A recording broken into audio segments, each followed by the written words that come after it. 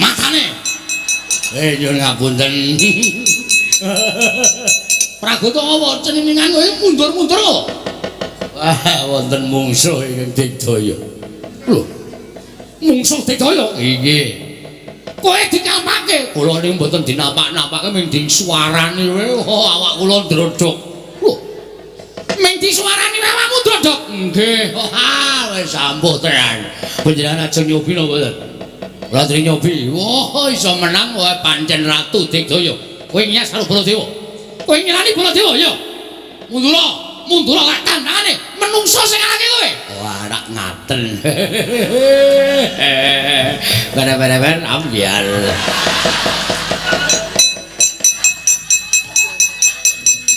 Iki omongke. Iki wah, lah Sembada prawiring yuda. Gagah piteksa Kondhawa Simbar Jaja. Mo memper yen kowe kunturne Pragoto, atetepmu ya kaya ngono kok.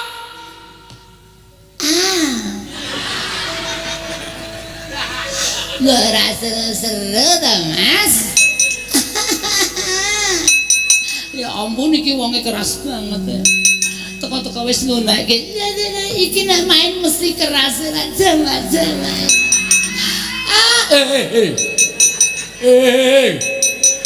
Ya ampun, aku ora ngapa-ngapa, Mas. Aku biasa. Aku cowok feminim. apa? Cowok feminim. Kowe sapa kowe? Samira. Samira. Iya. Iki sapa? Baladewa. Baladewa. Ya ora mungkin rung buktekke. Lho, kok mbuktekke piye? Rada dawa. Utuh. Baladewa rada dawa ndasmu ora. Ya ampun wong Amarta keras-keras banget omongane. Sithik-sithik ngendas-daske sithik ndasare kowe sing bucek Baladewa ora dawa. Ya ampun. Aku takut.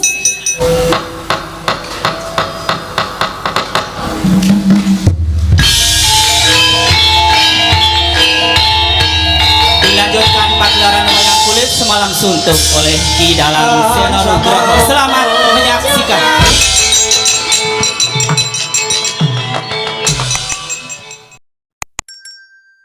Yai Prabu Kunto ing Amarta. Kula pundi Cundaka Panglingga Murda. Amawakono kabagyaning gesang kula mboten langkung kasekecakno anggen jengan dika lenggah Koko Prabu Ndarawati. Kawula nok nuni nggih. Sampun boten kirang prayogi biswanipun ing neraka ing Dwaraka wonten Projeng Amarta dinten sakmangke menika Yai Prabu Darma Kusuma.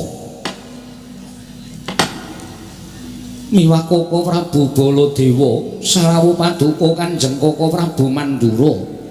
Rayi para ing Amarta ngaturaken karaharjan tedhak paduka wonten Projeng Amarta Koko Prabu Baladewa.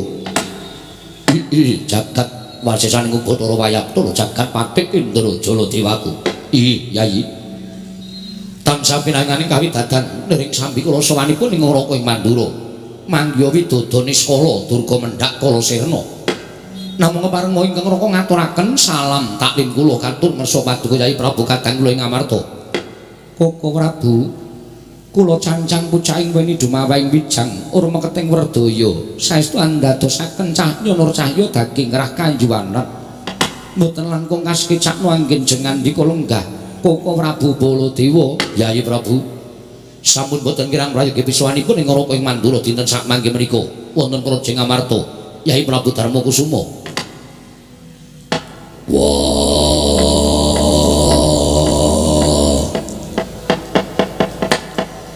Kresna kakangku, aku ngaturake sembahku katura. Kresna kakangku, sawetara rawuh ana ing Projeng Amarta. Kresna kakangku, aku ngaturke sembah. Werkudara, ya. Dimas kadangipun Kakang Nyai Werkudara. Aku tak matur marang sira Yai ya Di. Ya, gage paringa pangandikan. Yen peranganing para Nayaka Punggawa padha ngaturake sembah kelawan pun Kakang Munggah Yayi Darmaji ngaturke sembah kelawan pun Kakang tak tampa kanthi lega legawaning ati. Nanging yen to Werkudara ngaturke sembah kelawan Nata Ndarawati sing gedhe pangapuramu paripaksa sembahmu ora tak tampa. Kresna Kakang ora nampa sembah Werkudara. Ya, pancen mengkono. Dosa luputanku mapan ana ing endi? Yen pancen aku nandhang luput tuduhna lupute menyang endi? Yen aku nandhang kleruku nggo napa? Ora kage paringa dawuh. Werkudara. Kresna Kakang kuwi. Aja kaduk ati kajron menapa. Sira Siadi ora darbe luput tumrapun Kakang. Nanging kanthi dasar wong sak jagat iki wis padha nekseni ora ana ingkang mbok sembah kejaba mung Sang Ruci Bathara. Aja kedamak lumrahing titah swantah nadyan dewa wae ora ana ingkang wani nampa sembahing Dimas Werkudara. Lah kok dina iki kadengaren temen Siadi ngaturke sembah kelawan pun Kakang. Kuwatir penggaling pun Kakang mengko gek sakwise Kresna nampa sembahing Werkudara mengko gek ana apa-apa ingkang tak sandhang mula prayogane sembahing Werkudara ora tak tampa nanging pangestuning pun Kakang tampanana ora sudi. Ora sudi nampa sembahing pangestuning pun Kakang. Ora, dasarmu wong tuwa ora gelem nampa sembahing bocah nom. Tangeh lamun pangestune dayanana uripe Werkudara. Mula tinimbang pangestumu ngrewe gojek ora tak tampa. Jagat Dewa Bathara ngono ya. Ya, jeneng wis adil lan wis satraju. Kowe ora nampa sembah Werkudara. Werkudara ora nampa pangestuning Kresna. Wis ngono wae adil. Werkudara, nggih.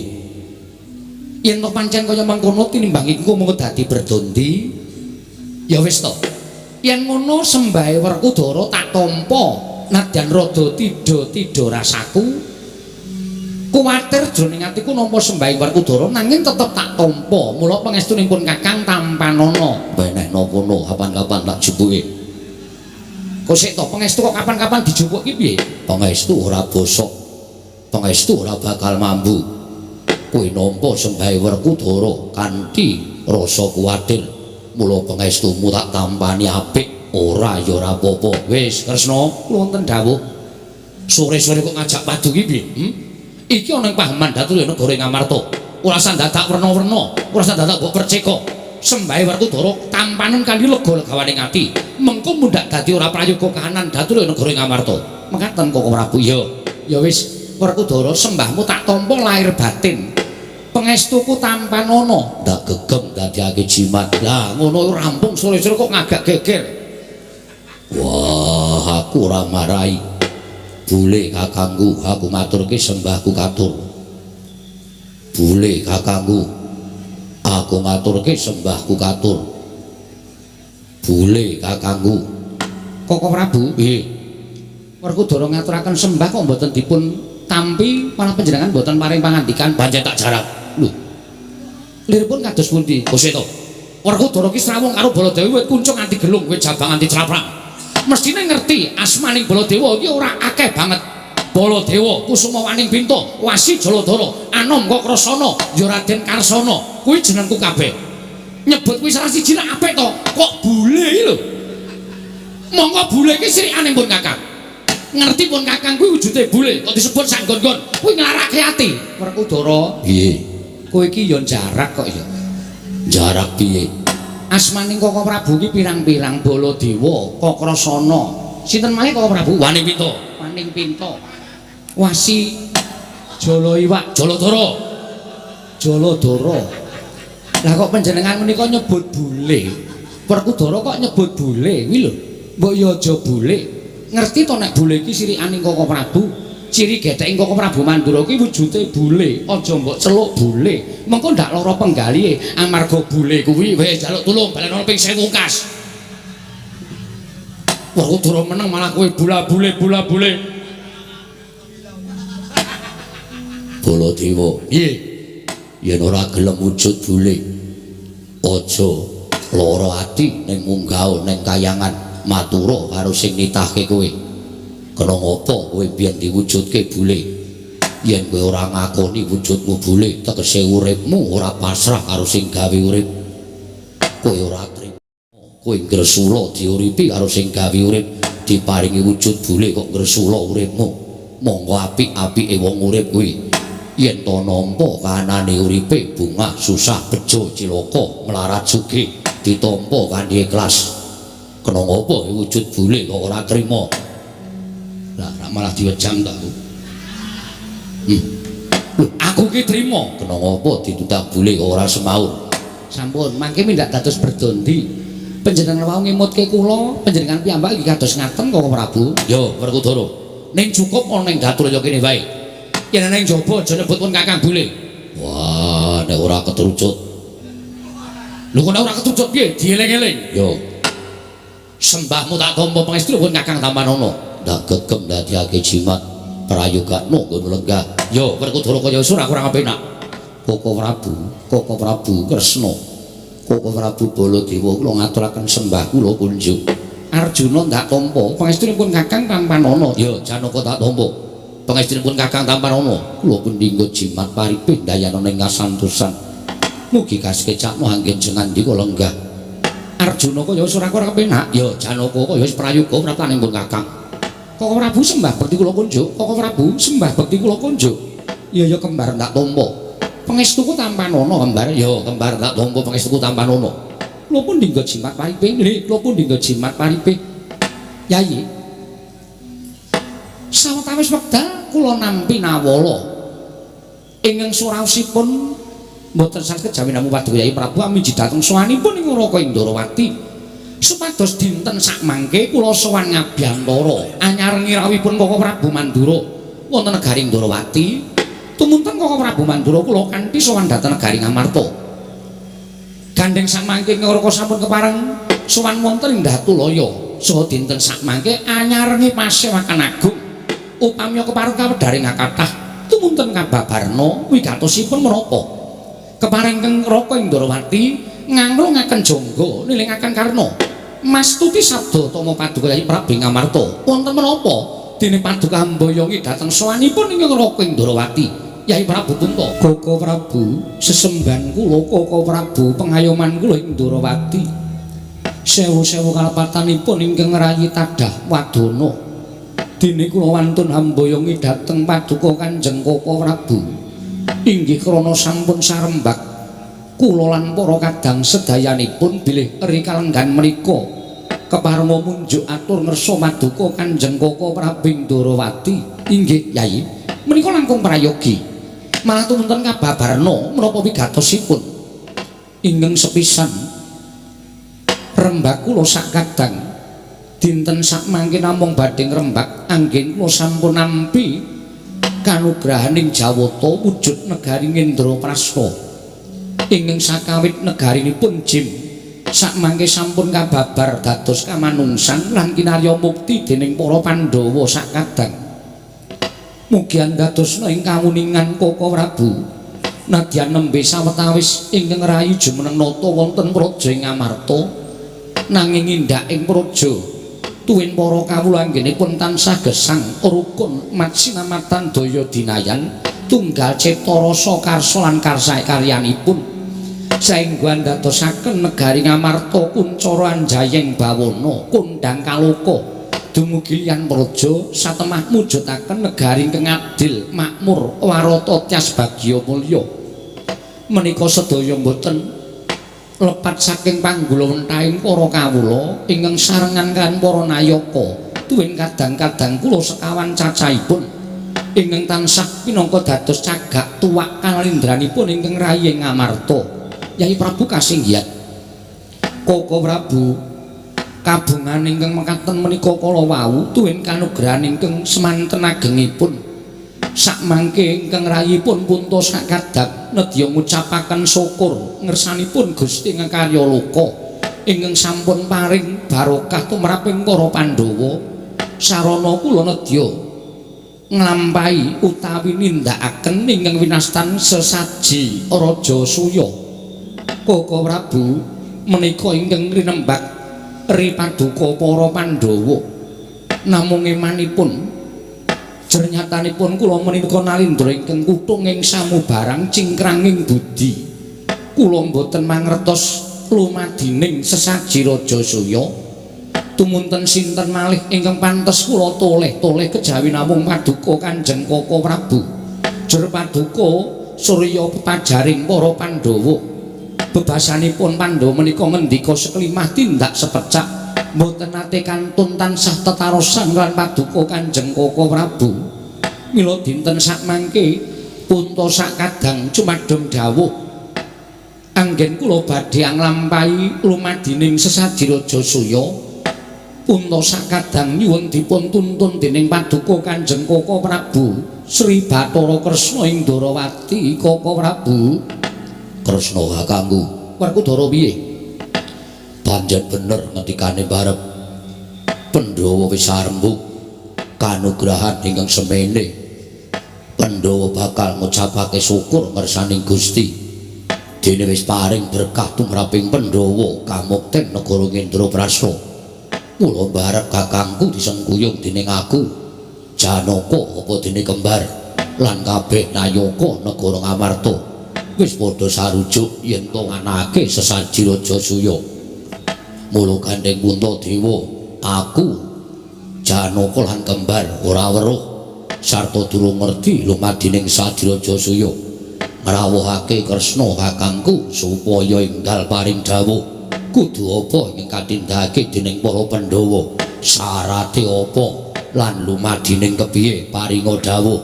Jagat wasisane Bathara wayah tur jagat. Koko Prabu, Koko Prabu minyang piyambak.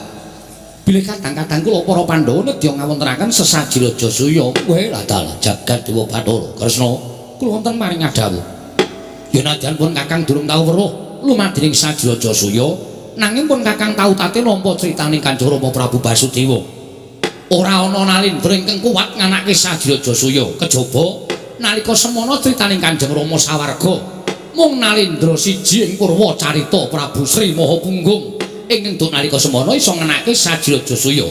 Ya kejaba syarat sing abot lan apa-apa ingkang kudu dianakake jroning sesaji mau ora saben nalindra iso nyukupi. Mekaten Koko Prabu.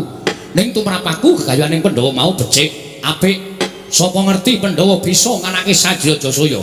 Apa ora jeneng Kuncara pun Kakang mung melu ngenyam kamuktening sesaji Raja Suya. Koko Prabu kasinggihan mekaten. Wis ora usah dadak walang ati. Gage yen pancen Yai Prabu ngerti syarat srananing sesaji Raja Suya, Yai Prabu munjuk atur ngersaning Yai Prabu kudu apa ing katindakake dening para Pandhawa lan syarat sranane piye? Gage matur. Koko Prabu nyuwun pangestu. Ya sing ati-ati. Yai Aji kula wonten paring dawuh Koko Prabu. Nuwun sewu. Leres ngendikanipun Koko Prabu Baladewa bilih jagat menika upami lumadi sakmangkinipun teges nalindra wonten kalih ingkang saged ngawontenaken sesaji Raja Suya. Nadyan ingkang Raka piyambak durung nate ngawontenaken krana awrat anggenipun badhe ngawontenaken reruba pepanggil syarat srananipun. Koko Prabu tumrap kula wantun boten dados kapitunaning asanes syarat menapa kemawon kula sakadang sagah mujuti Koko Prabu menika saestu. Inggih. Ya dawuh nadyan mbok dawuhi jegur segara munggah gunung aku ora bakal wegah waton dadi syarat srana sesaji Raja Suya mau kelakon lumadi ning negara Ngamarta. Werkudara, nggih. Arjuna kula wonten paring dawuh Koko Yai Prabu wonten timbalan sesaji Raja Suya menika syarat srananipun setunggal. Kedah wonten Brahmana 7 cacahipun ingkang ngesokaken mertega suci wonten ing geni suci. Sinambi ngrepekaken kidung mantram suci rahayu rahayuning jagat. Brahmana 7 kala wau mboten kanthi sarana kepeksa manahipun nanging lila lair lawan batos. Inggih, menika syaratipun sepisan. Wonten ing kangka kalih mboten benten kalan sesaji-sesaji sanesipun kedah wonten wujudipun palawija, pala gumandhul, pala kesimpan lan sak panunggalanipun. Ulu wektu ingkang tuwuh wonten negari Ngamarta dipun kelempakaken dados setunggal. Menika syarat srana ing kangka kalih. Inggih. Menika mangke badhe kula dawuhaken dhateng sangganing para kawula sak negari Ngamarta. Wonten ing angka 3 nuwun sewu kedah dipun sekseni nalindra 100 cacahipun menika ugi kanthi penggalih lila legawa boten wonten setunggal Narendra kemawon anggenipun nekseni lumadining sesaji menika kala wau kanthi kepeksa kedah lila lahir batin inggih wonten ingkang pungkasan nun sewu Yayi sesaji Raja Surya menika awrat dipun lampahi salab-jalaran wonten sesaji menika kala wau kedah wonten sesaji kurban Koko Prabu lajeng sesaji kurban menika menapa Kresna kakangku paringa dawuh apa kudu mateni wujuding kebo sapi apa wujuding satuwana Werkudara nggih yen aku matur iki mengko mesti gawe kogel penggali Nyai Prabu Darma Kusuma ora usah dadak walang ati gage ngendika aku sing bakal gawe srana sesaji kurban karo Janaka ora usah ngebet karo mbarep kakangku Yayaji kula wonten paring ngadhawuh sesaji kurban ing kedah dipun wontenaken wonten madang sesaji Raja Surya menika mboten wujuding sato kewan utawi lembu lan sak piturutipun menika babar pisan mboten namung ingkang kentang wonten sesaji Raja Surya wujudipun kurban menika kala wau mboten sami kejawi namung korban menungso utawi titah kados kula lan paduka Yai Prabu menika lan kurban menika kedah wujudipun Nalendra Yai Prabu Darma Kusuma kaget risang kapirang rinangkul rinangkul kinempit kempit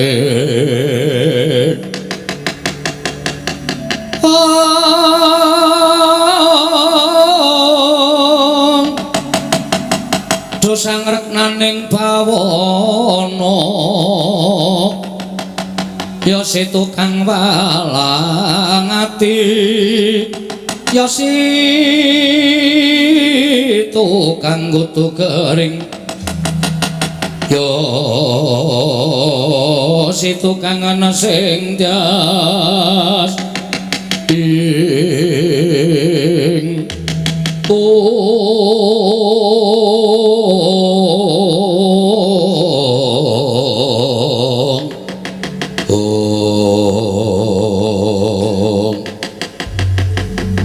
dados kurban menika kala wujudipun titah sewantah jalma menungso langkung-langkung kedah wujud Nalendra Koko Prabu kasinggihan mekaten Nyai Darmaji Werkudara nggih wis ora sah sida wae Yayi ora sah dadak nganakake sesaji Raja Surya yen to kudu nganggo kurban sak pepadaning uripun Kakang ora bakal ikhlas lan pun Kakang ora bakal mentala dina samengko ora usah sida nganakake sesaji Raja Surya yen to dadak nganggo kurbaning sak pepadaning titah Werkudara wah babagan perkara kurban ora usah melu-melu sing golek kurban aku sing golek menungso kanggo kurban Werkudara adimu karo Janaka adimu nanging tumrapun Kakang kuwi bakal gawe kapitunaning wong liya nun sewu Yayi nun sewu kula dereng rampung anggenipun munjuk atur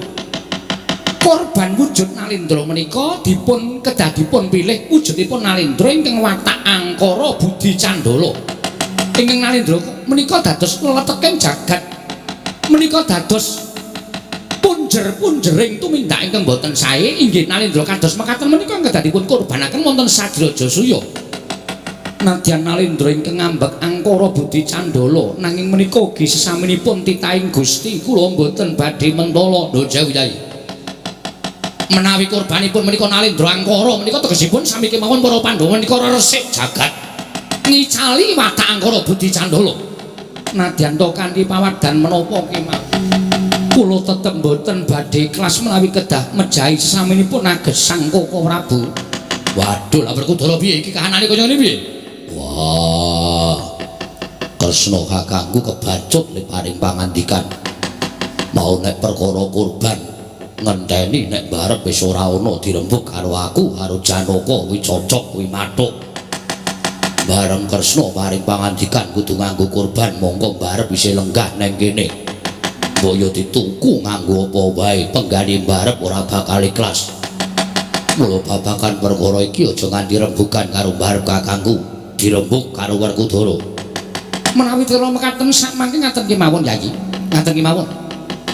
babakan perkawis para brahmana pitu ing sami ngesokaken mentega suci menika tanggel jawabipun para nayaka tuwin paduka Yayi Prabu ingkang kathah sumitraning para brahmana tuwin para nalindra 100 menika Arjuna kaliyan Werkudara ingkang badhe budidaya malah boten namung Arjuna kaliyan Werkudara menawi perlu ingkang Araka ing Mandura badhe mbebantu dhateng kadang kula pun Janaka miwah Werkudara Yayi Prabu babakan kurban menika kapasrahna dhateng Werkudara kaliyan Janaka Yayi Prabu sampun ngantos tumut-tumut nanging sak mboten-mbotenipun kula badhe kelepetan dedusan ora wah dosane tak sanggane aja melu-melu mengko sing mateni aku sing beteti aku lah kudu ana jagale barang ngono kok pisan mengko sing beteti Werkudara ngono Werkudara wah iya ora usah kuwatir malah samangkestunipun kula badhe munjuk atur namung kemawon kok lelampahan menika tansih sinengker dening panguwasaning dat kamurwing dat babakan Alindra ingkang kedah dados kurban Kresna kakangku Werkudara piye yen pancen eneng ratu sing kudu dadi kurban watak Yangkara Budi Candala tumindake nista paringa dawuh ratu ngendi aku sing bakal nekani negarane lan bondo tangane ngrincung sikile Werkudara piye ora usah kesusu mengko deloneh bakal ana pepadang tumraping ratu ngendi bakal dadi ganjel korbaning Sajirajasaya Dimas kadangipun Kakang Yayi Bratasena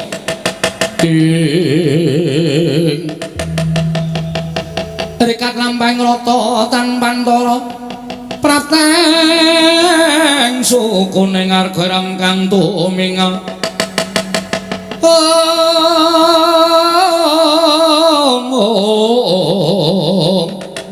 irang kang tumingal dendeng saengga praja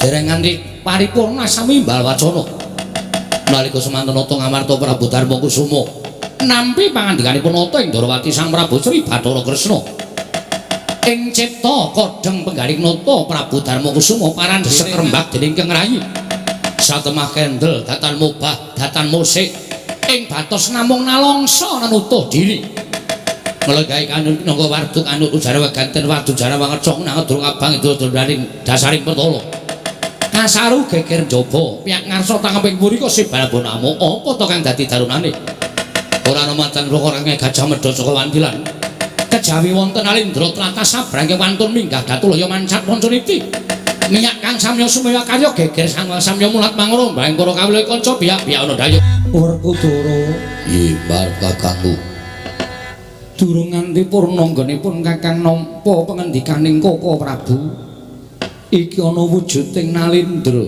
wah iya sowan mongko tanpa tinimbalan dangunen wikatine apa yen pancen karepe bakal becik barep kakangku tumulungku Bawa Laksana yen bakal mbebutek banyu bening kahanan negara Ngamarta aja melu-melu aku sing ngundurke Dimas Werkudara prayogakna ya Kisanak sampun kinten kula tumambuh yekti saweg sepisan menika kula wanuh panjenengan menika Nalindra saking pundi sinten jejulukipun Kisanak nuwun amit pasang Kalimantabe tinebihna ing laduni dumawahing tawang tuwang diweji menawi paduka ndangu dhateng jasad kula menika wingking saking negari Mbata Sarimbak ingkang sudi mestani dhateng kula pun Prabu Hamsa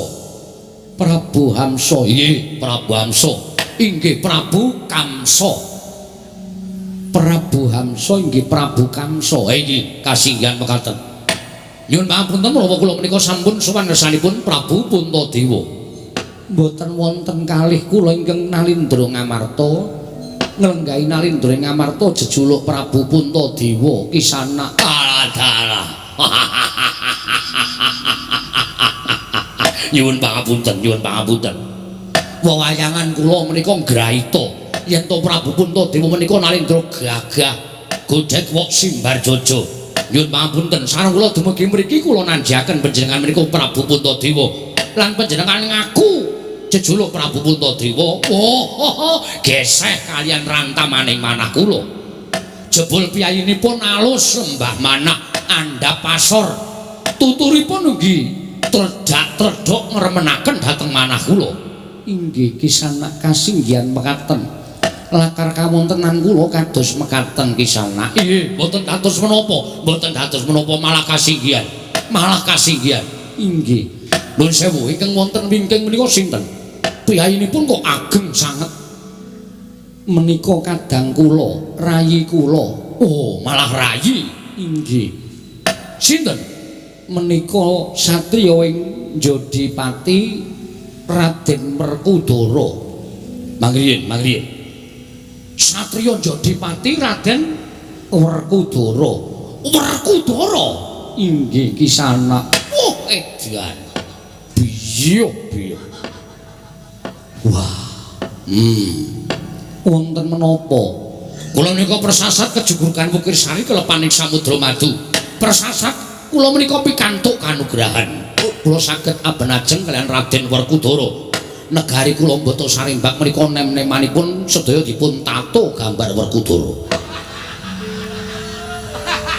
Mekaten inggih mergi saking sami kedanan Raden Werkudara. Inggih kasatriyanipun, kadigdayanipun siagat menika ngantos keberbegen dhateng umandhangipun Raden Werkudara. Wah, Raden kula aturaken sembah bakti kula. Prabu Hamsa tak tampa. Wah iki. Wah, suarane gemleger. Wah, ngebas. Menawi cara panggilan kula ngebas. Inggih. Iya, lajeng nuwun sewu menika wonten piyai kembar menika. Menika rayi kula ugi Raden Nakula Sadewa. Raden Nakula Sadewa. Inggih, kula nate mireng asmanipun nanging boten derek patosa kondhang. Inggih, panci mekaten inggih. Lah nuwun sewu. Nuwun sewu lho menika kula namung kepengin sanget nyocokaken dhateng batos kula wong kula menika janjanipun kula menika penggemar Pandhawa. Oh, ngaten. Inggih. Pandhawa menika wonten negari kula menika biya. Sinten iki mboten tepang kaliyan para Pandhawa. Wit saking ngalit ngantos dumugi ingkang sepuh menika kawula kula sami kedanan kaliyan para Pandhawa. Griya-griya kawula kula menika sedaya dipun templeki gambare Werkudara Janaka Puntadewa sartanipun Raden Nakula Sadewa dipun templeki gambaripun para Pandhawa. Nuwun sewu. Panjenengan menika Nalindra. Inggih. Kawulanipun nempleki gambare Ratu Liya kok mboten nesu. Mboten. Nggo ngapa nesu? Sing kula butuhke niku suarane biyen. Perkara saniki do ora seneng kalih kula mboten napa-napa. Ora masalah. Ngaten inggih. Kajengipun sami tresna kaliyan Pandhawa inggih mboten napa-napa. Tresna karo ratu pundi-pundi nggih mboten napa-napa. Inggih, mekaten kisah. Inggih. Niat kula dadi ratu perkara kawula kula do melet-melet arep mudar mboyo ben. Mekaten kisah. Inggih, ngaten. Lah ingkang nami Raden Janaka ingkang pundi? Ingkang persasat bagusipun separo jagat dipun agem dening Raden Janaka piyambak. Lajeng ingkang separo jagat didhumpa sak donya kula komanan kaya ngeten niki. Menika pundi? Ingkang lenggah wonten wingking panjenengan. Wah, edan. Dipun parengaken kula tak noleh sekedhap. Kula sumanggaaken. Wah, iya matur sembah nuwun tanpa pepindhan. Nuwun sewu. Menika kok malah wonten piantun ireng banget menika sinten? Janaka kok irenge kaya ngono. Tulung keplakno ndase kuwi. Wong mripate sing kleru kok munekke wong ireng sak penake dhewe. Mboten wingking panjenengan, wingking piyambak menika. Oh, lepat to. Wah, edian. Wah, mboten nginten babar pisan beli Raden Janaka kados mekaten pasuryanipun. Wah, prawan-prawan nggih kula. Negari kula menika sedaya sami wonten kathah ingkang sami bingung kengangan kedanan karo Raden Janaka. Napa tumon kawula kula menika kathah wong wadon sing nyanyi dhewe nggawa gambare Janaka.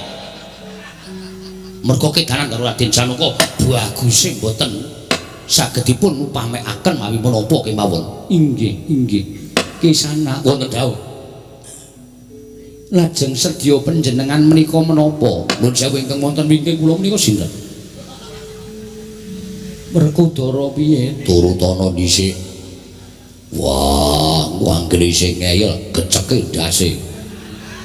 Turutana dhisik. Ingkang wonten wingking kula menika sinten? Menika Prabu Kresna. Prabu Kresna. Inggih Ki Wedyan. Ingkang kondhang titising Sanghyang Bathara Siwu Wisnu. Nggih, Wisnu. Nyuwun papunten. Wonten panggenan kula menika negari mboten gadahi kepercayaan. Dados kula menika mboten kenal kaliyan dewa-dewa menika mboten kenal. Ngaten. Nggih. Wah, Prabu Sri Bathara Kresna titising Sanghyang Bathara Wisnu, dewa sing tukang nentremke jagat, dewa sing tukang ngandung kabagyan. Lah menika panjenengan ngertos kewajibaning kadewatan. Lah yen namung ngertos tok. Inggih mekaten. Nggih. Wonten panggenan kula menika menawi manembah menika disembah Sela Ageng. Lajeng Wreksa ingkang ageng. Ngaten menika. Mekaten kisana. Inggih. Mboten dados menapa. Waton pitados kalan panguwasaning dat kang weng dat kisana. Inggih. Nuwun sewu. Wonten piyantun ingkang radi abang awakipun. Wingking piyambak menika sinten? Menika kadangipun Prabu Kresna. Kadangipun sepuh Prabu Kresna jejuluk Prabu Baladewa. Prabu Baladewa. Inggih. Prabu Baladewa. Inggih. Kok kula dereng nate mireng suwah tiyangipun. Ratu mboten patosa terkenal sajaipun. Sajak nun sewu inggih sampun kondhang. Ngatanipun kula dereng mireng kok. Koko Prabu. Nggih. Sabar lho, sabar. Ngginakaken kesabaran. Ya wis ora apa-apa, ora terkenal ora apa-apa. Ora terkenal ora paten. Inggih, menika sampun nedahaken panjenengan sampun duka lho. Suwantenipun ngados mekaten menika ora apa-apa, aku ki ora apa-apa. Ora apa-apa. Kowe rada minggir kok jambak rambuté kuwi. Lah wong sis nesu kok dadak panjenengan menika werna-werna lho. Iki Prabu Baladewa. Kisana wonten dawuh. Rawuh panjenengan menika wonten wigatos menapa? Lah menika ngaten sinuwun. Esunipun anggen kula ngabiyantu kersa paduka Gusti kula Prabu Puntadewa menika namung badhe nyuwun kawelasan. Nyuwun kawelasan babagan menapa? Kacariyos negari kula ing Kota Sarembak menika sampun tigang candra menika ketaman pegebluk. Ketaman Welaing Jawata. Kathah para kawula ingkang enjing sakit sonten ketiwasan sonten sakit enjing kapralaya. Menawi panjenengan prisa negari kula tartemtu panjenengan badhe welas ngawruhi dhateng kawontenanipun kawula sak negari Kota Sarembak. Wah, kula piyawatunipun kemawon sampun boten mentala nyumurupi dhateng kawula sak negari Kota Sarembak.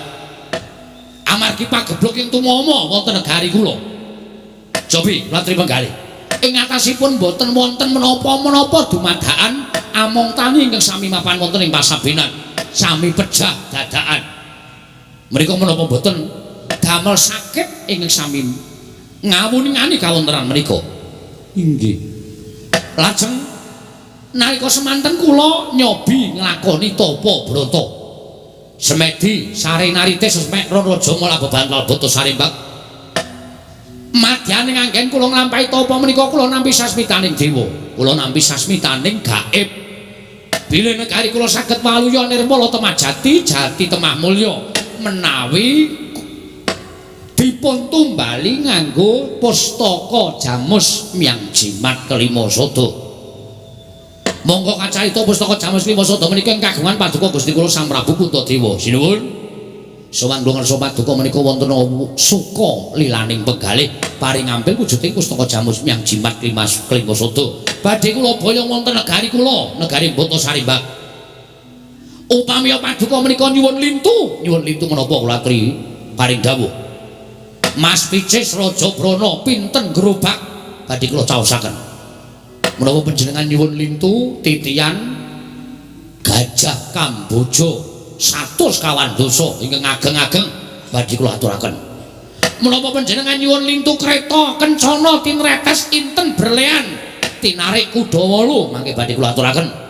Menapa panjenengan nyuwun lintu kenya ingkang tasih prawan-prawan tur tasih ayu-ayu menika sampun kula sedhiakaken cacah 108 dosa kagem panjenengan. Kula aturi paring dawuh menawa pustaka Jamus Lima Sada menika kedah dipun tumbas, menawi dipun tumbas pinten miliar, pinten triliun kula bayar kenceng mboten ajeng kula cicil.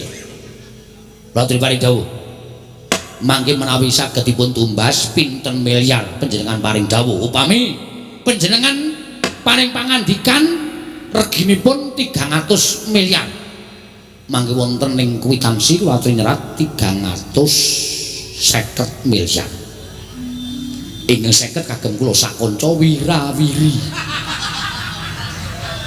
kalian dokumentasi. Lah ngono ki ya ana makelar jeneng.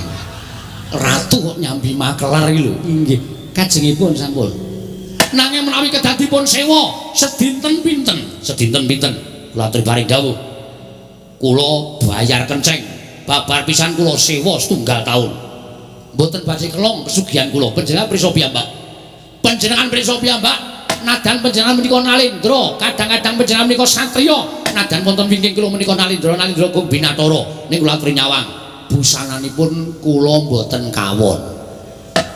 Dasaripun kula menika ngagem nyamping mongko ya batik tulis prada emas. Ageman sedaya menika emas kabeh 24 karat. 24 karat. Sawetawis pancen kula lebetaken wonten ing penggadhean. Menika kagem kabetahan kula. Nanging kula menika sugih mila panjenengan kula aturi paring dawuh kedah kados pundi anggen kula badhe nyuwun ngambil pustaka Jamus Miang Jimat Lima Sada kula aturi paring dawuh sinuwun Werkudara nggih piye iki Dimas menawa wangsulane permara remang oslam nyong ambrang kadhi karunaning kasose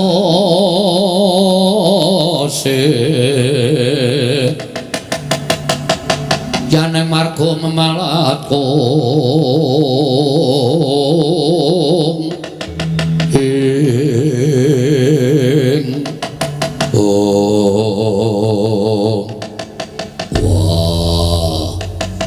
Prabu Hamsa lho menika Raden Werkudara ya wonten menapa Raden dangu kaliyan kula yen kowe ngrembug pustaka Jamus Lima Sada arep mbok suwun ngambil kowe rembugan karo mbarep kleru. Lho. Klentu dos pundi? Merga wis seminggu iki pustaka Jamus Lima Sada diparingke Werkudara. Lho mangkene piye? Pusaka diparingke menika dos pundi? Jeneng ora mokal, aku kadang tarunane Nalindra Ngamarta mula diparingi triman pustaka Jamus Lima Sada. Lho, kok dipun paringaken sebab-baban menawa? Barep kakangku ora telaten nyajeni saben malam Jumat Kliwon. Mula terus diwenehke aku. Dian.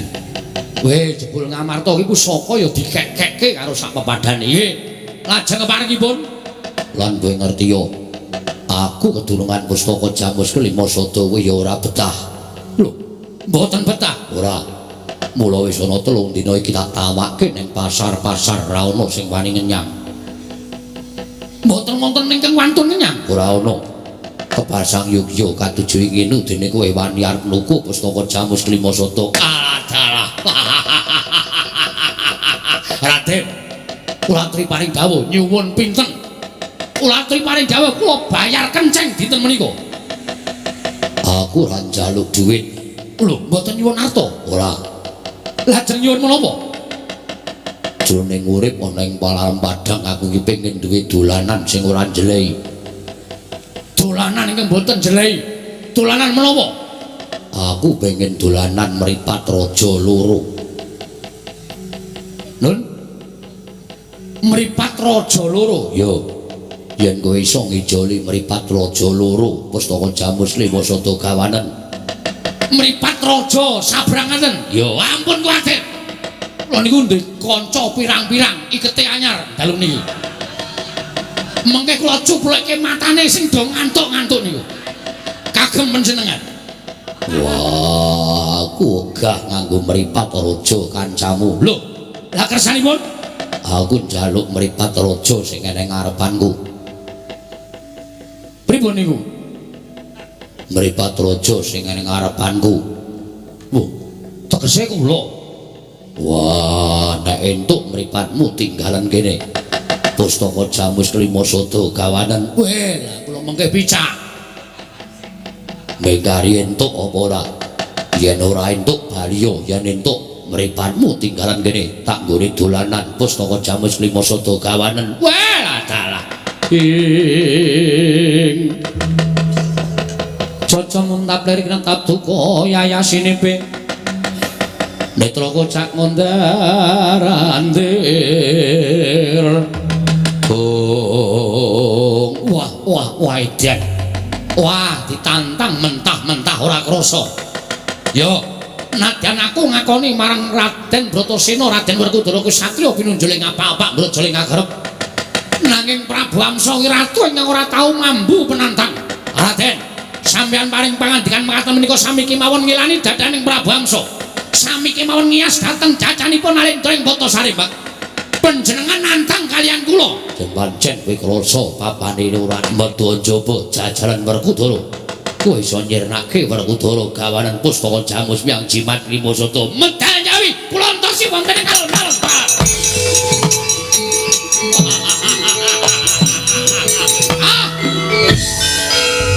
Werkudara, nggih. Jebul Siadi tanggaping sasmita. Kena ngapa dene Kresna kanggo paring dawuh mengkono? Yayi, kowe tak kandhani ya. Nalika semono pun Kakang paring dawuh yen to ratu ingkang kudu dadi ganjeling sesaji Raja Suya dadi kurban ning panguwasaning Gusti ning dina samangka wis tak tinarbuka. Tinarbuka tegese piye? Kowe tak kandhani. Tembang rawat-rawat bineta mbok bakul sinambi wara ana Nalendra aran Prabu Jarasandha ing Giri Bajra. Kuwi duwe ratu loro kembar sing digdaya. Mongko Prabu Jarasandha kuwi bakal nganake sesaji Sang Hyang Ludra. Sesaji Sang Hyang Ludra. Iya. Sesaji Sang Hyang Ludra kuwi kudu mbekakak ratu cacah 100. Getihe ditadhahi nganggo pengaron tumuli mengko disiramake ana ing geni. Getihe ratu 100 mau dibeleh dening Prabu Jarasandha. Mongko Hamsa Dimbaka ratu kembar mau wis iso ngrangket ratu cacah 97. Ganepe ming kari 3. Ganepe negara ngendi? Ngamarta, Ndarawati, Mandura. Iblis lanang. Mau. Kowe kok ora omong mau. Yen kowe omong mau tak jabak rambuté jejeki. Wah, ngunake bolong dewa ratu ora kondang. Hamsa, kowe wani nantang Ratu Mandura. Jeleh urip meruput modar kowe keparat.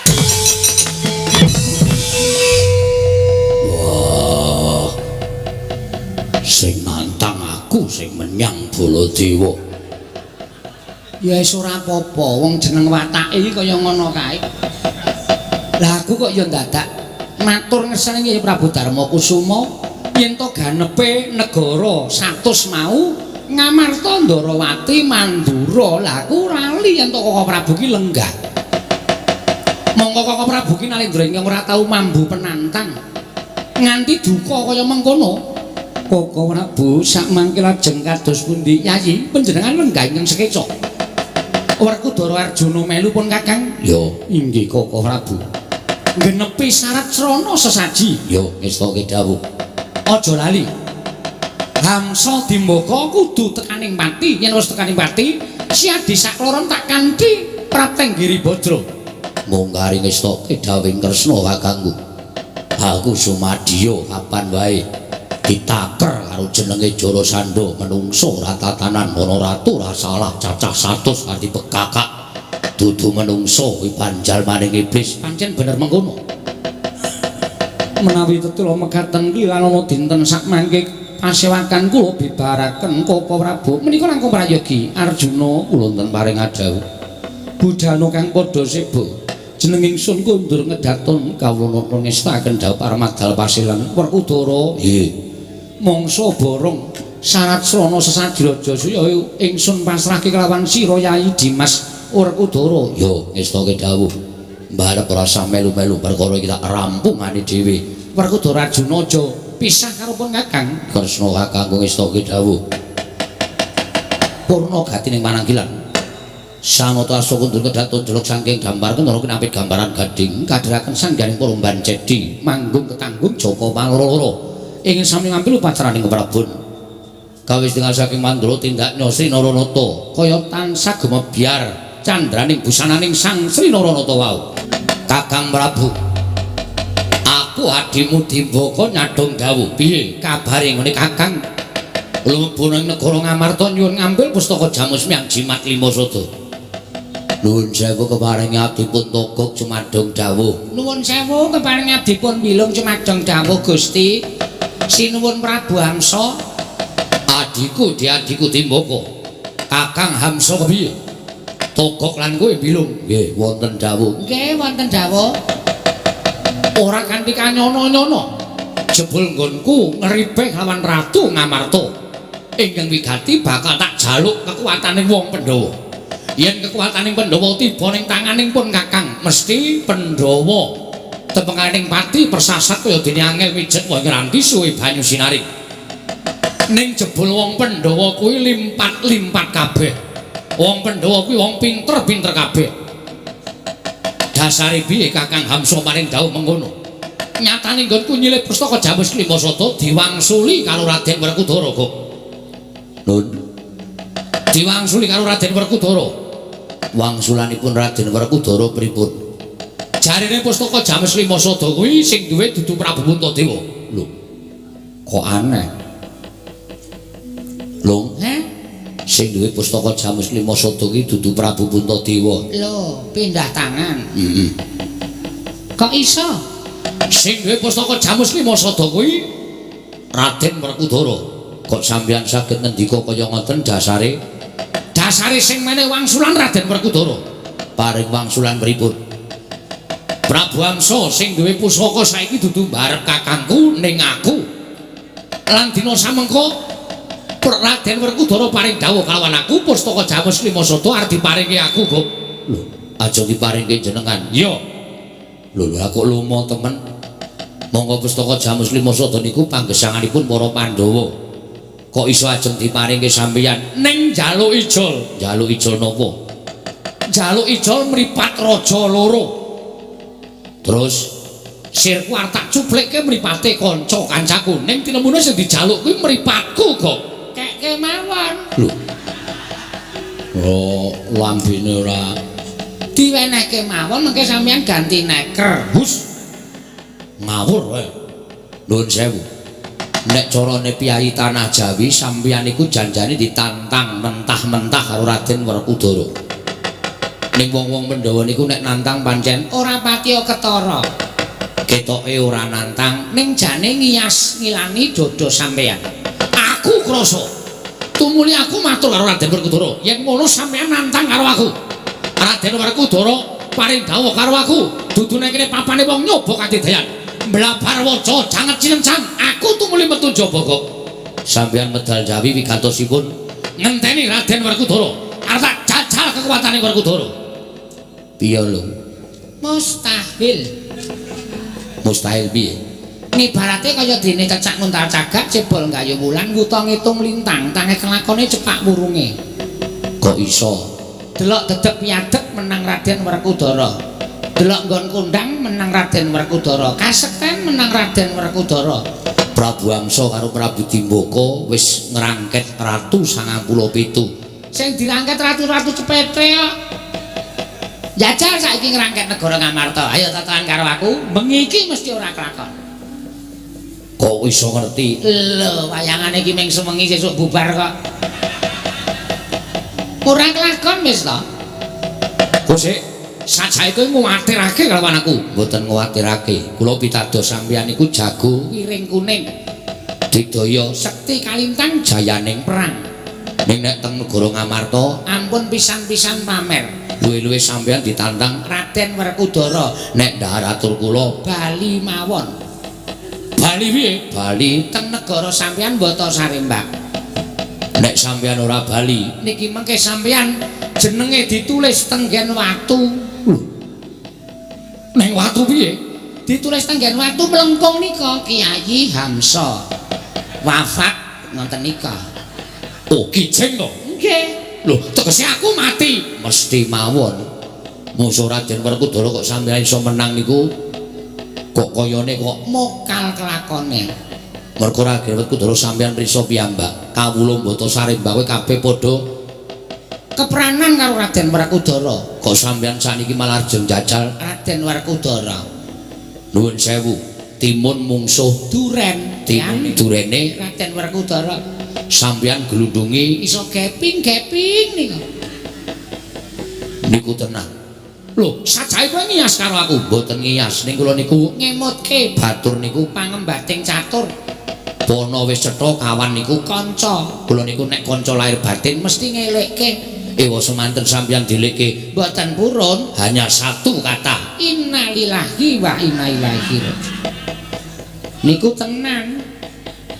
Ora semune kok apal karo wong Pandhawa. Mboten apal, kula niku srawung karo Pandhawa. Wis bola-bali. Kula kandhani nggih, kula niku ngetutke raja kaya sampeyan niku wis bola-bali. Ping pinten mawon anggere raja sore metu gleleng ngenten niku mengke setengah 3 jam 3 modar. Niku tenang. Asli niku. Lho, Malah iso uga sampeyan mboten nganti jam 3 mengke, setengah 1. Mati sampeyan. kok kowe ngerti? Aku apa lakone? Oh, Mati. Yakin wis ta? Wis nek ora mati entek baterene. Klekek modar. aku wong loro ora iso tekaning mati. Kowe ngerti dhewe. Pendak-pendak aku dipateni. Mesti aku iso urip meneh Karo Yayi Dimbaka. Lah nggih, nek teng mriki sampeyan kentekan akal. mergo wong Amarta niku Pinter-pinter, sekti-sekti, digdaya-digdaya. Raden Werkudara kalah sing maju adine lanang Mustikaning jagat lan curing bawana pitataning jalma. arane Raden Janaka. niku nek wis nesu Aja kok menungso dewa do kalah. mungsuh sampeyan musti Jemparing landhepe 7 penyukur. 12 jemparing Keneng jangga sampeyan ketoke ora kena apa-apa ning pedhot janggane. niku Raden Janaka. Raden Janaka kalah kakangne ora trima Prabu Puntadewa klemak-klemek midak kapuk ora pendeng. nek pun maju perang mundi Pustaka Jamus kelima sada. pustaka dicekel diwatek Prabu Puntadewa gedruk lemah bumi niki iso Gempa 8,1 skala Richter. Berpotensi Yumarni. tsunami ya Yumarni Niku ora medeni. mungkin nek pun nesu tenan Prabu Puntadewa niku iso malik buta Gedhe banget. niku sing mburi niku ditancepke madhep mriku niku gedhe banget. Lho, sampeyan ming sak apane didak modar. Prabu Puntadewa kalah Karo sampeyan kakangne Ratu Ndarawati ora trima njupuk sendata cakra pamunahing satru sekti. sampeyan wong loro ora iso mati pateni Bareng modar. Ya piye? Ora doting ketap-ketip ngono kowe. Dipikir kok jenengan iku kok njur sak penake dhewe ora. Yayi Dimbaka piye yen sampeyan Kakang Prabu Amsa ngrungokke ucape Togog ki pendak-pendak mbombong mungsuh ngendhak ruwang sing dadi nyatane ketapke para wadyabala mungkari ratu telu Ngamarta Ndarawati Mandura dadekke siji leboke pakunjaran sowan Prabu Jarasandha kelakon ngene awake dhewe nampa bebungah ingkang tumpuk matikel-tikel so gok wonten dawuh wadyabala kerti aja ana ingkang methuke Raden Werkudara kejaba Prabu Amsa kok aku arep jajal kaya ngopo kekuatane Raden Werkudara. Wah nggih monggo mawon kula wis ngelekke ning sampeyan ngeyel pun monggo. Ya lho ya kula tak ngetapi wadyabala nek enten apa-apa mangsangga dhewe. Ora sampeyan malah tanggunge dhewe kok. Nggih. Ngaglah kaya ndo menthang kaya kendhiwu. Ayo. Endi Raden Werkudara mari nantang karo Ratu Gustiku Prabu Amsa. Kula sandhataku kihan bebangal. Kedhuwuren nggonmu ngranggeh ora usah pinanggih karo Kakang Mas Jodipati. Ayo iki adine lanang Satrio Garba Ruci Raden Setyaki sirnakno legane atiku. Walah dalah sapa Setyaki wis sapa Tumenggung Sumbang Surajigja tumenggung sumbang Suradidaya dasar para nyata blengket negara Ngamarta rangket Ratu Ngamarta Prabu Darma Kusuma leboke pakunjaran dadi ganeping Ratu Santos yang bakal dibekakak dening Ratu Gusti Prabu Jarasandha bola-bola ban suaramu kemewat kaya wani ndilat wesi abang kaya ngregem jimat ora sandada adu arep karo Kanjeng Prabu Ngamarta kowe iso ketemu karo Prabu Ngamarta yen to iso nyempal kuwandaning Setyaki piye iso nyempal bawa iki wetening Setyaki wani harau sing tawedene apamu ora minggat suaramu tebak dadamu ning marganing patimu maju jangka untapke nyawamu marang kaiwangane Bathara Yama Dipati Barat mati aku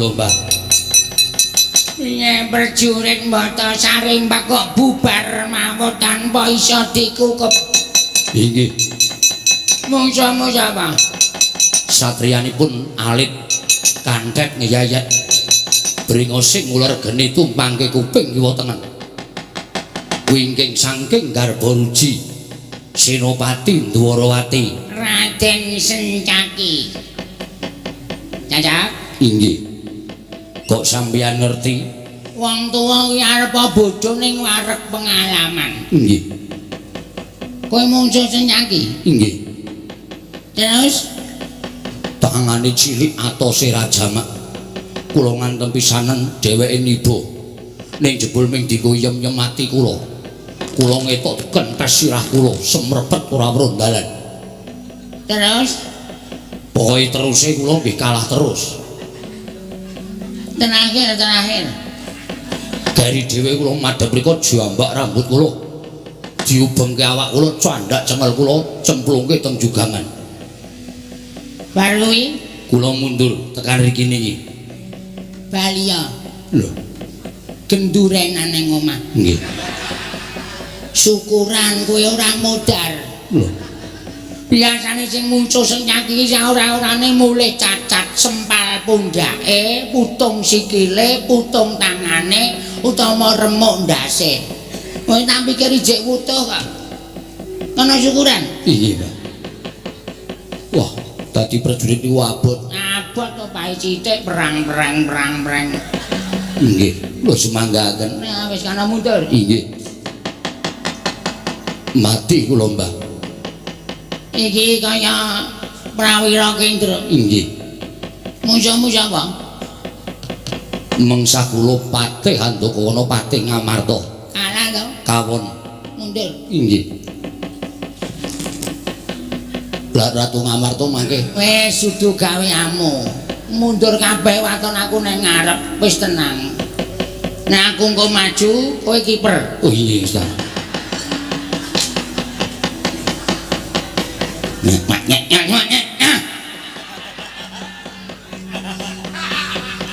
Itek ora nderekke gustine musa-musa apa kok muring-muring dhewe mung diantem mentul nggih awak ulet iki terus nyamplok nyangem kula mending efek mbok diresiki mending efek oh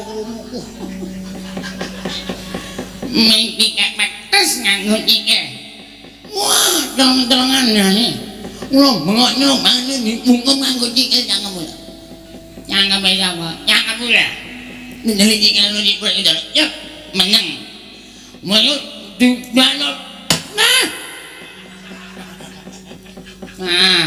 terus cerita enggak namanya di kok ada kampung mana baru ane racet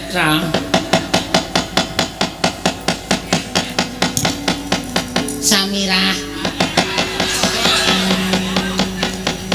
sampeyan wis senenge ganti-ganti jeneng ora mungsuhe sapa Mbak mungsuhe wong Amarta wah wong Amarta iki ganteng-ganteng wong Amarta iki bagus-bagus Kowe nek ketemu karo wong Amarta mesti pengen perang. Ya ampun, ya ampun. Jurit saka ing Bata Sarimbak padha mundur teratur. Iki Tumenggung Samirah. Bintang Kridasana. Ora minggat saka ngarep aku ucel-ucel tenan. Ya ampun. Bener kandhane Simbang mau ya. Sasuwene aku nang Bata Sarimbak aku urung tau lho weruh wong gantenge kaya ngene. Ya ampun, ya ampun. Sapa Raden? Oh. Brengos ya ampun. Aku kena weruh brengos ki terus geli rasane. Iso menggelitik ngene lho Raden. Sopo? Samira. Samira. Nek awan Samina. Oh. Nek bengi Samira. Brengose ketapel kok bengesan. Ya ampun make up, make up. Aja muni benges, make up. Make up Sapa Mas? Setiaki. Setiaki, Setiampuh aki cilik. Oh. Cilik ra apa-apa ning atos to, Mas. Mangane gedhe kok rempuk.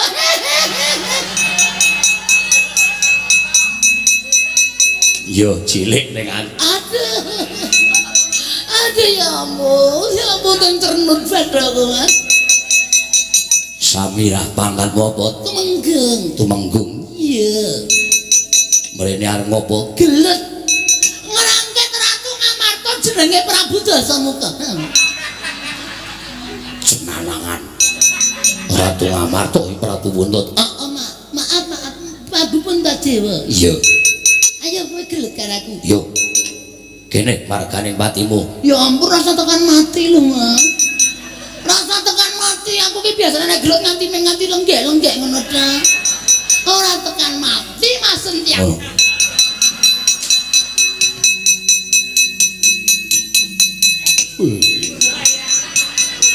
Gayane Goleki Senopati Bata Sarimbang. Lho, sinten? Aku wae kalah. Wah, setan mboten mikir. Wah.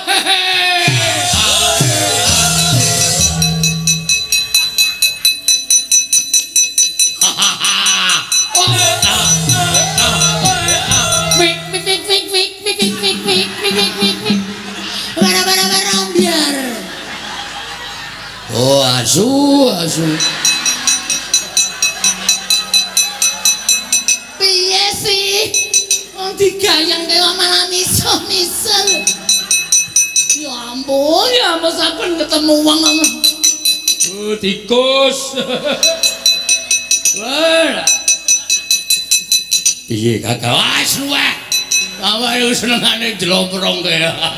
Lha niku kaya ngoten niku ora doyan. Gila kula niku. Patih kok gila-gila.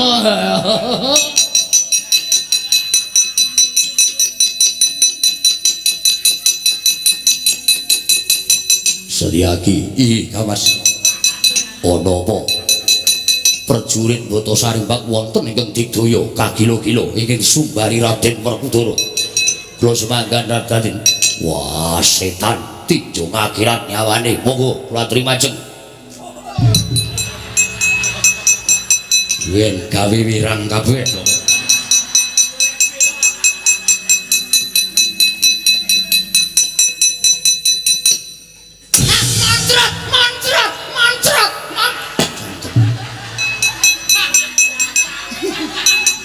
Ya ampun aku ki latah lho Raden.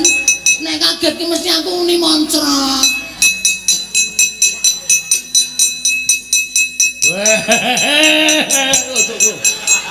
Matane. Nyuwun ngapunten. Pragata apa ceniningan kowe mundur-mundur lho.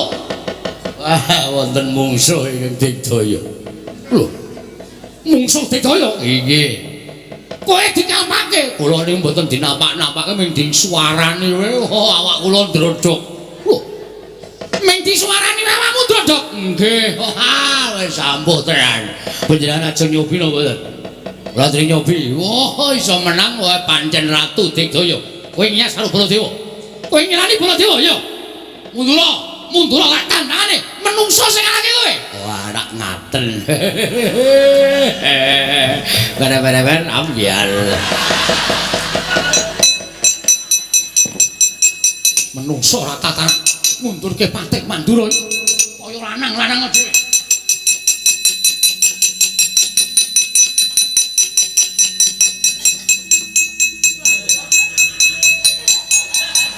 Iki keduren. Iki apa me? Iki wah, Sembada prawiring yuda. Gagah piteksa Kondhewa Simbarjojo. Mo memper yang kowe kunturne Pragata, atetepmu ya kaya ngono kok.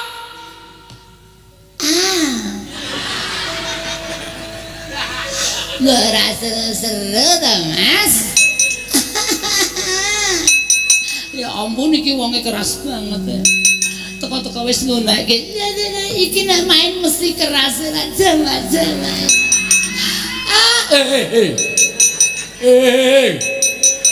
Ya ampun, Aku ora ngapa-ngapa, Mas. Aku biasa. Aku cowok feminim. Apa? cowok feminim. Kowe sapa kowe? Samira. Samira. Iya. Iki sapa? Baladewa. Baladewa. Ya ora mungkin rung buktekke. Lho, kok rung buktekke piye? Rada dawa. Waduh. Baladewa rada dawa ndasmu ora. Ya ampun wong Amarta keras-keras banget omongane. Siti-siti ngendas-daske siti ndajare kowe sing budhek Baladewa ora dawa. Ya ampun. Aku takut. Ora kowe. Gelem mundur apa? Mundur yen wis ngrangket Ratu Amarta. Asa rangket. Tak buntu tangane. Tak krincung sikile. Prakuta, Nun. Reneo, wonten iki mawon kula. Reneo, Mboten mriki mawon. Pripun sedap to? wah pancen celeng kowe iki ora. Wah, pun niku dirahapi. Dirahapi. Mas, aja diungkurke to, Mas. Aja diungkurke Mas Baladewa. Iblis larat kuku karepe cek.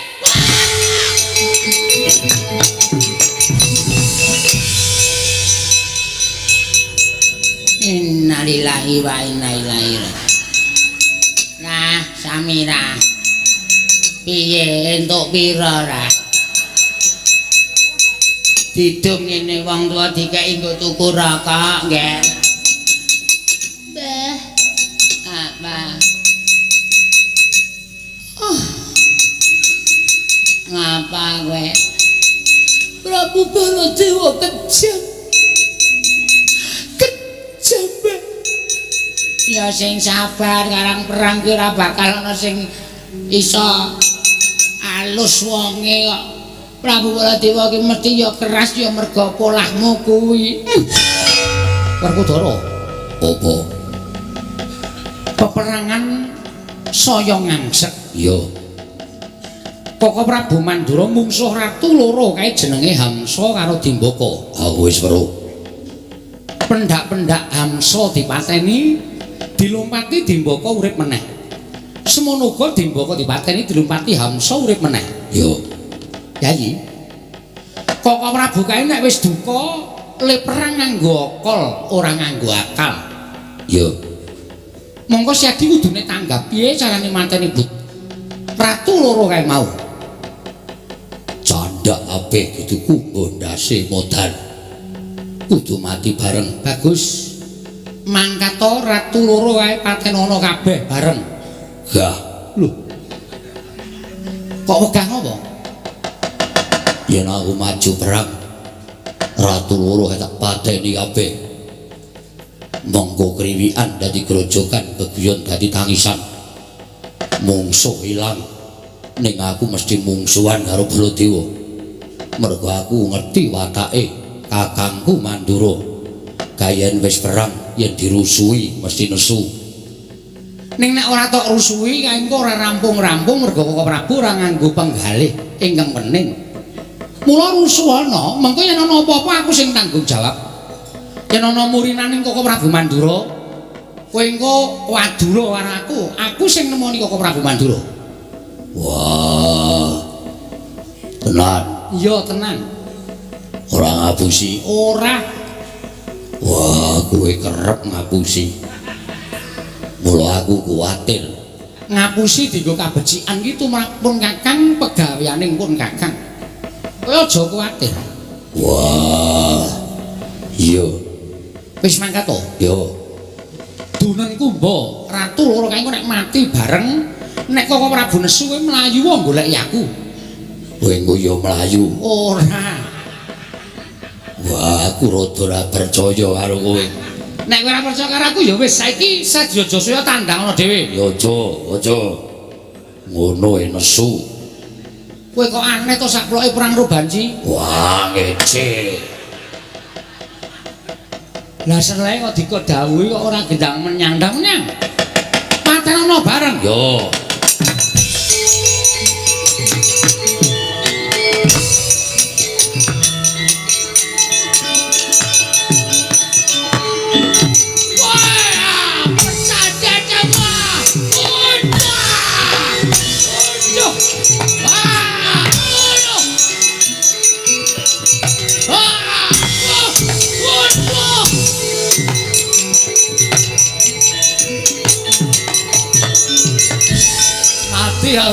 Werkudara mati aku, Werkudara mati.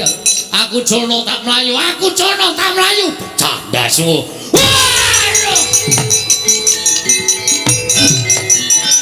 Apik, ngono ki apik ya. Wangun ngono kuwi ya. Wah, ngewak-ewake temen kowe. Kowe saiki gembelo siramu gleleng pacamu. Kowe ora krasa mbiyen sing ngajari olah gada pun Kakang, ngajari perang pun Kakang. Bar saiki kowe rumoso dadi wong ampuh. Mungsuhe Baladewa mbok pateni. Kowe mirang-mirangke Baladewa. Ngono kuwi mirang-mirangke Baladewa goblok. Ngerti ora?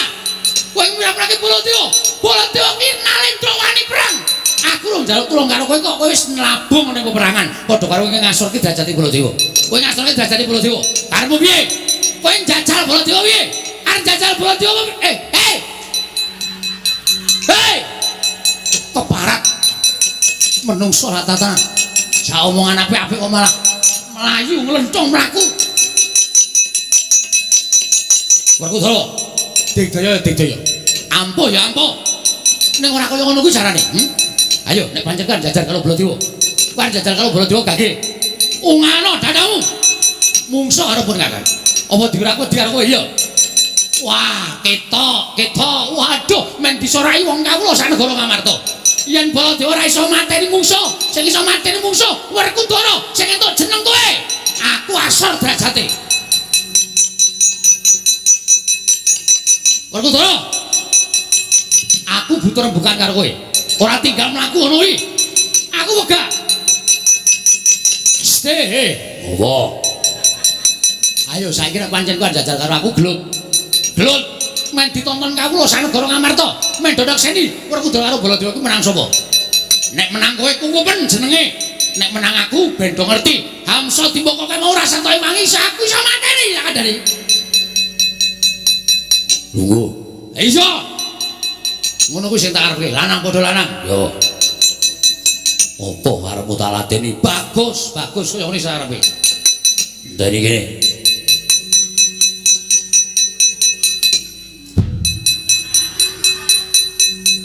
Ojo nengeni aku. Ojo nesu karo aku. Iki sing akon. Ki bocahe. Hus. Konjur iki bocahe Kresna. wonten dawuh. Kowe sing akon. Inggih. Dasarmu apa aku tak takon? Kowe ngerti to watake Kakang? Kowe ngerti watakipun Kakang? Ngertos Koko Prabu. Koko Prabu menika mboten badhe wantun kawon. Tuwin purun kawon menawi dereng dumugi pejah. Lah, kene ngerti. Watawan turipun Kakang kuwi kaya ngono kuwi. Lah kok dadi Sadi utusan karo Werkudara kon mateni Hamsa Dimbaka karepmu piye? Nun sewu. Koko Prabu kebrongot penggalihipun wekasan duka. Ya, Tiyang duka menika mboten ngagem akal nanging ginakaken akal. terus Mila Hamsa Dimbaka mboten saged pejah krana Koko Prabu ngagem akal. Werkudara, iya. ati Andaka ana kareng ndek netek-netek kae. Boyo wis ben. Sengane sapa-sapa kok dikaruke.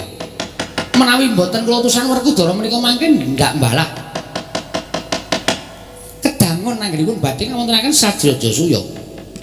Mila Werkudara menika mboten gadah niat ngasuraken derajatipun Koko Prabu. Ra ngaten to Werkudara. Ngono to nggih? Yo, Lah, midhanget piyambak to. Kula ingin dawuh mergi enggala rampung peperangan tumunten kula majengaken lampah. ning Werkudara ra niat Ngecek karo pun Kakang. Mboten gadah niat ngaten. Ora ngono to Werkudara? ora. Ora niat ngasorake derajate Baladewa. Ya syukur nek ngono pun Kakang ora apa-apa.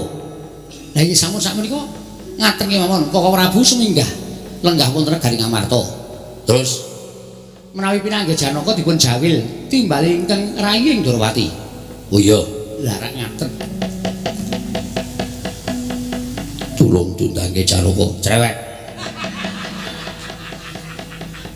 cukukno wedang putih. As lambene. Ya senengane marahi kok kowe iki tentrem-tentrem kaya dadak melu kongkon. Koko Prabu Rene Dimas ngestaken jawab. Sarana mbekakak ratu cacah 100 dibeleh. Tumuli genine disiramake ana genining patunon supaya kunjuk ngersaning Sang Hyang Bathara Rudra. mekaten Koko Prabu. Kresna kakangku, Werkudara piye? kena ngapa isih neng Nalindra ingkang ngawula karo Sang Hyang Bathara Rudra. Watake wengis ratu 100 ora kleru arep dibekakak dipateni. Werkudara ora aneh.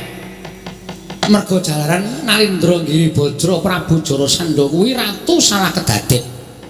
Ratu salah kedaden piye? Lah, yen kowe arep ngerti Jarasandha kuwi anake Prabu Briyadrata. Prabu Briyadrata iya.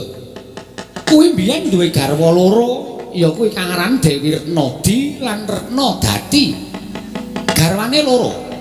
Monggo wis suwe nggone mangun bale wisma ora peputra. Tumuli Sang Prabu Briyadrata nglakoni tapa pepe ning repat kepanasan.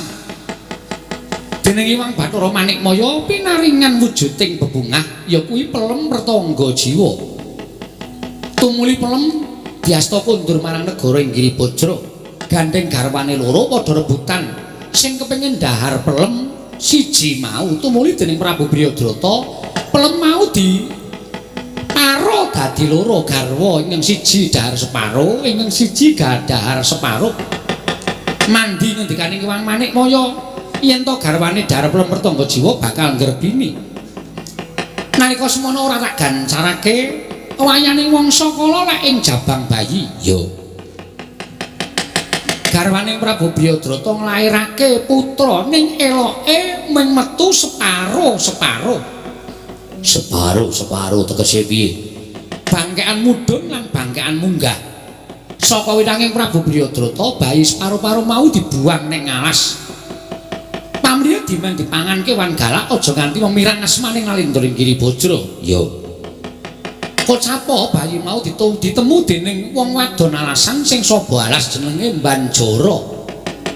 Bayi ingkang separo-separo mau reka-reka digathukake awake tumuli dadi menungsa lumrah. Lah kok alaning jagat gawaning para dewa. Tumuli ana keketeking jantung tegese bayi mau urip. Digula wentah dening Banjara dinenehi jeneng Jaka Slewah. Diwenehi jeneng Jaka Slewah. Iya, mergo awake ingkang slewah mau. Mula ora aneh yen patrape kang prabeda kaya jalma, wanan tegese kaya sato kewan. Mergo srawunge ning tengah alas ya ming sabane karo sato kewan. Yo. Dening Banjara dituturi yen to sejatine putra Nalindra ing Giribajra. Anake Prabu Briyadrata lan anake Dewi Retnadi lan Retnadati. Jara Sandaya Jaka Slewah mau ngamuk ning negara Giribajra saking dedayane nganti bapakne dhewe dipateni, ibune loro dipateni. Wah, setan. Menungso kepanjingan iblis. Mentolo pateni bapakne karo mbokne dhewe. Malah ora mung kuwi Werkudara. Bapakne Prabu Jara Sandha kang aran Briyodrata mau sawise tekaning mati, kulite dikeleti. Kulite dikeleti. Iya. Tumule digawe tambur. Dipapanake ana ing Gunung Titiaka, tegese kuwi gunung betenging negara Giribajra. Tambur kae mau elok.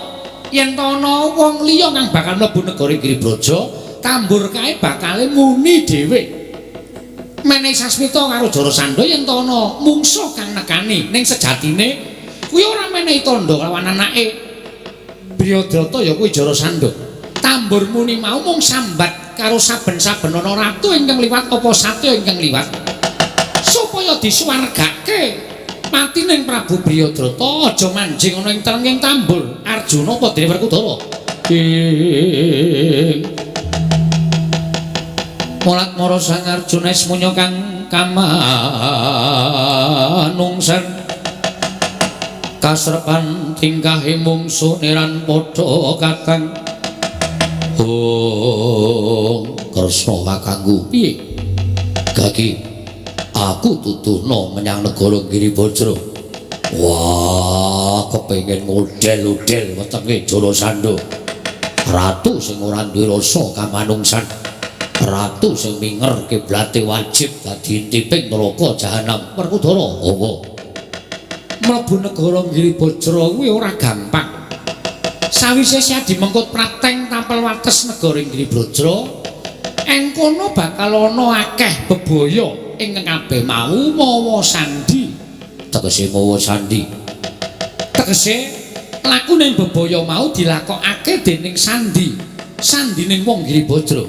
Mula ora aneh pendak-pendak ana tumbak ingkang mlayu dhewe. Pendak-pendak ana pedang ingkang mlayu dhewe kabeh mau pancen wis direka daya dening Prabu Jara Sandha. Supaya negarane aja nganti ketekan mungsuh. Wah, iya. Sawise liwat tapel wates negara Giribajra, mengko tumuli bakal liwat ya kuwi wujuding segara wedhi ingkang panase kagila-gila. Mongko adohe ora jamak-jamak, kaya aja kapusan. Sawise ngliwati segara wedhi, mau tumuli bakal mlebu ning Karang Pradesan, nanging desa mau satenane suwung. Pinggiring Bale Wisma ana gentrong-gentrong isi banyu ingkang wening. Wong sing liwat segara wedhi mau mesti ngelak agak-agak yen weruh banyu bening, mesti agan kepengin ngombe. Nanging si Adi aja pisan-pisan ngombe banyu bening kono mau. Sebab piye? Banyu mau ora sebaine merga wis dicampuri wujuding racun. Sing meniwasi sapa sing ngombe bakal tekaning pati. Wah, saya setan Jara Sandha. Ora sronto nang ketemu wujuding Jara Sandha tak takere kaya ngopo. Kadidayaning Ratu Giribajra. Arjuna wonten dawuh. Aja lali nganti apa ana kawan. Dikapak-kapakno Semar gedhe dayane. Lho nggih ngestaken dawuh. Werkudara aja ado-ado karo aku. Ya, ayo tak dherekake Kresna kakangku.